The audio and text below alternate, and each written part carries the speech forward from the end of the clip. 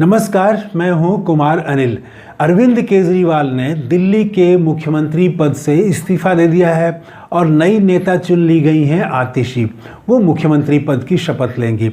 तो इस वीडियो में मैं बात करूंगा कि क्या अरविंद केजरीवाल हेमंत सोरेन की तरफ फिर से खड़े हो सकेंगे, फिर से वही प्रतिष्ठा हासिल कर पाएंगे।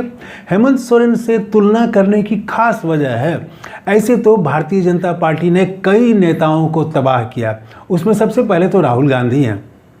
राहुल गांधी की सदस्यता चली गई, उनका आवास छीन लिया गया और उनको सज़ा हो गई, लेकिन वो सारी चीज़ों से बरी हुए और फिर उसके बाद वो पहले से ज़्यादा मजबूत हुए। राहुल गांधी का कद पहले से ज़्यादा मजबूत हुआ, उनके प्रति सहानुभूति उमड़ी। भारतीय जनता पार्टी के प्रति ही देश में ये मैसेज गया कि भाजपा ने जानबूझ के परेशान किया है।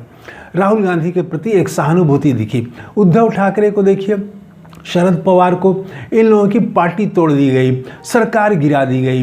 ठीक है, आज वो सरकार में नहीं है, लेकिन आज की स्थिति में उद्धव ठाकरे, शरद पवार और कांग्रेस का जो गठजोड़ है वो काफ़ी मजबूत है। और लोकसभा का चुनाव परिणाम बताता है कि भारतीय जनता पार्टी ने जो वहाँ किया उसको महाराष्ट्र की जनता ने पसंद नहीं किया और उसकी संख्या में, सीटों की संख्या में भारी गिरावट हुई। तो हम कह सकते हैं कि उद्धव ठाकरे और शरद पवार भी फिर से खड़े हो गए। वो जो हमला उन पर हुआ था, उनको तबाह करने की कोशिश की गई थी, उससे वो उबर गए। अब आइए हेमंत सोरेन को। हेमंत सोरेन भी 5 महीना जेल में रहे और उन पर भी भ्रष्टाचार का आरोप था और अरविंद केजरीवाल पर भी भ्रष्टाचार का आरोप है। ये 6 महीना जेल में रहे। इन दोनों लोगों का केस काफ़ी मिलता जुलता है। शरद पवार और उद्धव ठाकरे के साथ, राहुल गांधी के साथ जो भाजपा ने किया, थोड़ा सा अंतर उसमें हो जाता है। मंशा तो एक ही है, लेकिन केस थोड़ा फर्क हो जाता है। लेकिन हेमंत सोरेन के साथ जो हुआ और अरविंद केजरीवाल के साथ, उसमें काफ़ी समानता है। हेमंत सोरेन पर भी भ्रष्टाचार का आरोप लगाया गया और पूछताछ शुरू हुई और वो जेल गए और फिर जेल से वो रिहा हुए।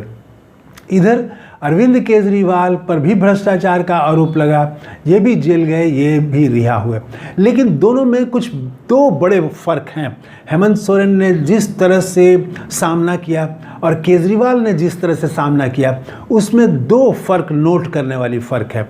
पहला तो ये है कि हेमंत सोरेन को जब ये सरकारी एजेंसी ने कह दिया, केंद्रीय एजेंसी ने, कि आपको गिरफ्तार किया जाता है, तो उन्होंने पद से इस्तीफा दे दिया और अपनी पत्नी को मुख्यमंत्री नहीं बनाया, उन्होंने भी चंपई सोरेन को मुख्यमंत्री बनाया। तो एक तो ये किया कि हेमंत सोरेन ने इस्तीफा दे दिया, केजरीवाल ने इस्तीफा नहीं दिया। तो तब माना गया कि केजरीवाल जो है कुछ बड़ा काम करने वाले हैं और इनका मास्टर स्ट्रोक है, भाजपा को फंसा देंगे, जेल में रहते हुए ये शासन करेंगे। तो कुछ नया, कुछ अजीब, लोगों की उत्सुकता थी कि वहाँ से केजरीवाल कुछ अलग तरह का कर देंगे और भाजपा को परेशान कर देंगे। लेकिन पूरा जेल में 6 महीना रहते हुए वो ऐसा करने में सफल नहीं रहे। अरविंद केजरीवाल जेल से ऐसा कुछ नया करने में वो असफल रहे।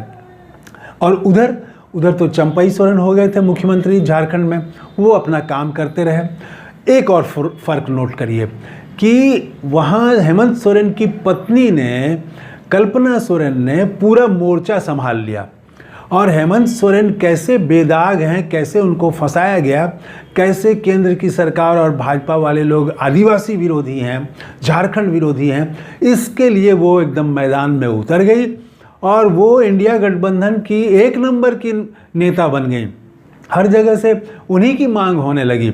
स्थिति ये हो गई, लोकसभा चुनाव में वही मुख्य वक्ता रहती थी, कल्पना सोरेन ही, हेमंत सोरेन की पत्नी। हेमंत सोरेन तो लोकसभा चुनाव में जेल में थे। तो पूरा संभाला मोर्चा इन्होंने। यहाँ अरविंद केजरीवाल की पत्नी वो काम नहीं कर पाई, सुनीता केजरीवाल वो भूमिका नहीं निभा पाई जो कि कल्पना सोरेन ने निभाया। तो ये 2 बड़े फ़र्क हैं। अब आप देखिए कि आगे अब क्या हो सकता है। हेमंत सोरेन तो उसके बाद जब जेल से निकले तो उनकी पत्नी ने तो पहले से ही भूमिका बना रखी थी, उनको कोई बहुत नुकसान नहीं हुआ था और वो वहाँ से फिर उन्होंने मुख्यमंत्री पद की शपथ ली और अब तो धुआंधार बल्लेबाजी कर रहे हैं। उनकी मैया योजना की काफ़ी चर्चा है और वो लगातार अब वो फाइट देते हुए दिखाई पड़ रहे हैं। आदिवासियों के सबसे बड़े नेता वो बन गए हैं झारखंड के, ये तो अब विरोधी भी उनके मानेंगे। उनका कद जेल जाने से और जेल से निकलने के बाद हेमंत सोरेन का कद कुछ और बढ़ गया। केजरीवाल के साथ ऐसा नहीं हुआ है। जेल से निकलने के बाद वो ऐसा कुछ नहीं हुआ जिससे लगे कि केजरीवाल का कद बढ़ गया है, बल्कि केजरीवाल ने खुद कहा कि वो हम इस्तीफ़ा इसलिए दे रहे हैं ताकि हम जनता का फिर से हम आशीर्वाद लेंगे, जनता का हम समर्थन लेंगे। जनता जब आप कहेगी कि अपना समर्थन दे देगी और समर्थन के माध्यम से कहेगी कि आप बेदाग हैं, तब हम फिर दिल्ली के मुख्यमंत्री बनेंगे। तो अब उनको यहाँ से काम करना है आगे। अभी जेल से वो जो निकले हैं और हेमंत सोरेन के जेल से निकलने का, दोनों में बड़ा फ़र्क है। हेमंत सोरेन जेल से निकले तो कद उनका बड़ा हो चुका था और कोर्ट का फैसला भी कुछ इस तरह का था जिसमें उनको बेदाग एक तरह से कर दिया कोर्ट ने और बेल भी दे दिया।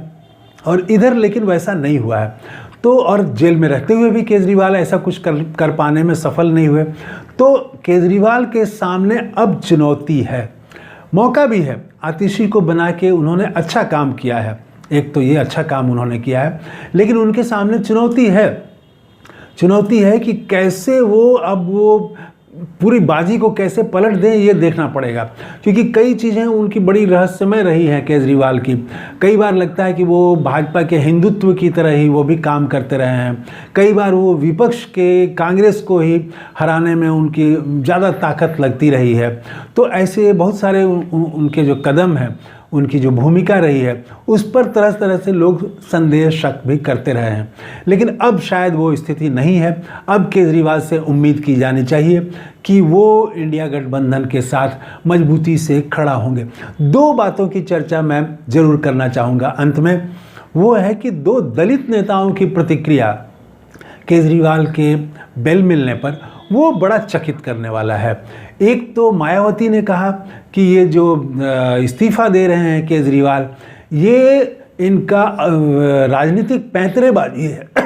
ये उन्होंने शब्द इस्तेमाल किया मायावती जी ने कि ये केजरीवाल की राजनीतिक पैंतरेबाजी है और चुनावी अवसरवाद है।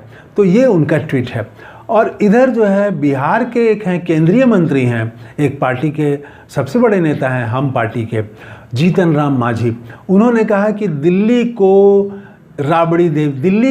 उसकी राबड़ी देवी मुबारक हो। अब आतिशी को राबड़ी देवी कहने का ये क्या मतलब है, ये तो समझ में नहीं आया। और आप देखेंगे कि मायावती ने जिस तरह से कहा कि ये इनकी राजनीतिक पैंतरेबाजी है केजरीवाल की, वही बात भारतीय जनता पार्टी के नेता भी कह रहे हैं। तो कोई सहानुभूति नहीं, वो अटैक कर रहे हैं। और इधर से जीतन राम मांझी भी हमला कर रहे हैं बिहार से। तो केंद्रीय मंत्री हैं ये, तो ये तो बड़ा मतलब अनपेक्षित था, इसकी कोई ज़रूरत नहीं थी। लेकिन मायावती ने उसी भाषा में केजरीवाल की आलोचना की जिस भाषा में भारतीय जनता पार्टी के नेता कर रहे हैं। और जीतन राम मांझी तो वो ट्रोल वाली भाषा में उन्होंने बात की है कि दिल्ली को राबड़ी देवी मुबारक हो। ये तो दो महिलाओं का अपमान है। एक तो आतिशी जो मुख्यमंत्री बन रही हैं उनका भी अपमान है, और राबड़ी देवी जो पूर्व मुख्यमंत्री हैं उनका भी अपमान है। ये दो महिलाओं का अपमान उन्होंने किया। क्यों किया पता नहीं। अब वो भाजपा से ज़्यादा निकटता दिखाने के लिए ऐसा कर रहे हैं या किस लिए कर रहे हैं, आप कमेंट करके ज़रूर बताइएगा। तो मेरा यही मानना है कि केजरीवाल के सामने हेमंत सोरेन तो निकल के और कद उनका बड़ा हो गया। क्या केजरीवाल हेमंत सोरेन की तरह ही अपना कद बढ़ा पाएंगे? तो ये 4 महीने बाद वहाँ दिल्ली में भी चुनाव है।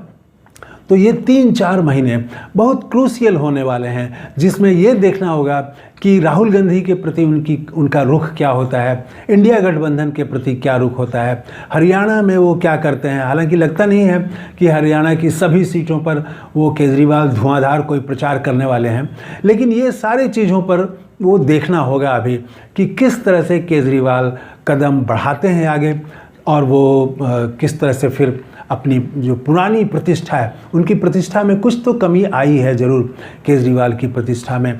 तो क्या वो कैसे अपनी पुरानी प्रतिष्ठा को, पुराना राजनीतिक कद को किस तरह से हासिल करते हैं, ये देखना होगा। तो इस वीडियो में इतना ही। कैसा लगा ये वीडियो कमेंट करके ज़रूर बताइएगा। थैंक यू, धन्यवाद, जय हिंद।